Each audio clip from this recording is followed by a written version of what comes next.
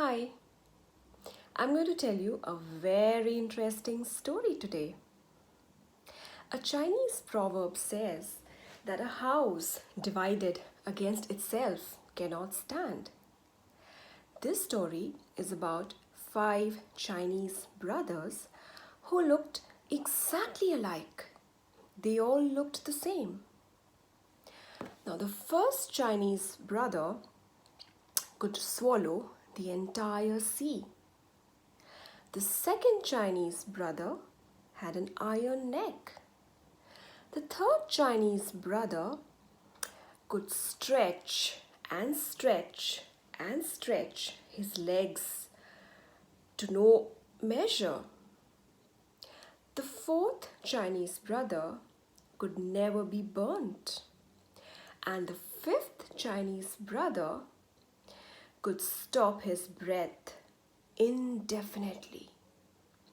Now, these five Chinese brothers lived with their mother in a village which was not far from the sea. And every morning, the first Chinese brother would go to the sea and collect the most beautiful and the rarest of all the fishes and sell them in the fish market in the village. One day, there was a little boy who told this first Chinese brother, "Can I come along with you to the sea for fishing?"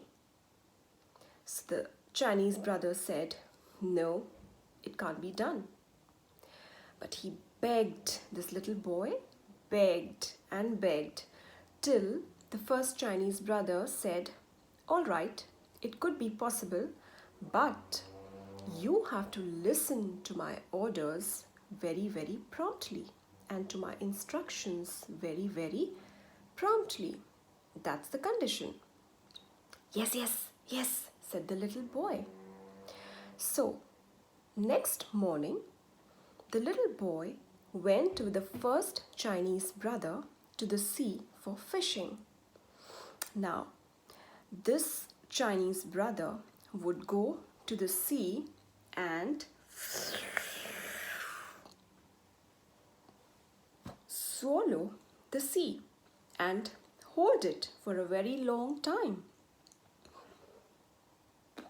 And as soon as he did that, the entire bed of sea was exposed.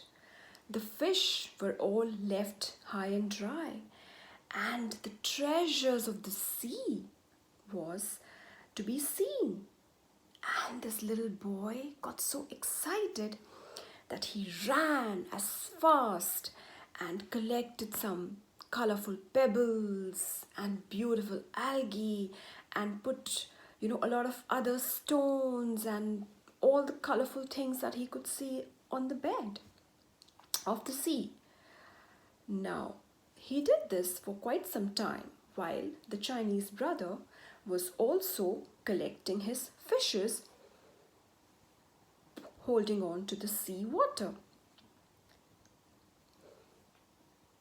However, when he felt that he could no longer contain it and he could feel that it was, he was swallowing it, he directed the little boy, gave him signs to come back to him. But this little boy ignored the sign. Remember, he had told him that I am going to take you on only one condition, that you have to obey my orders promptly.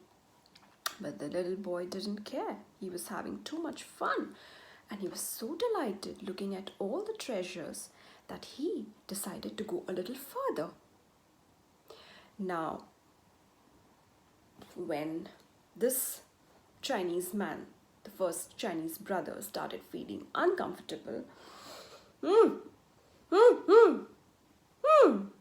he started telling him to come back right away.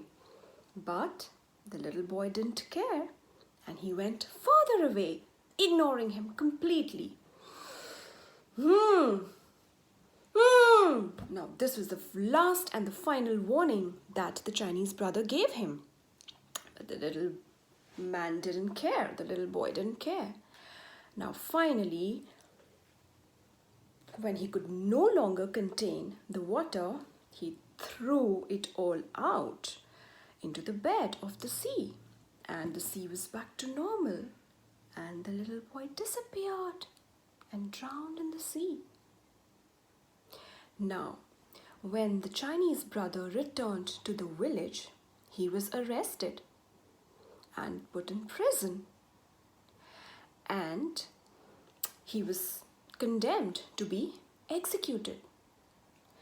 So in the morning, when everyone was ready by the village square and where the execution was supposed to take place, the judge asked the first Chinese brother that, do you have any last wish?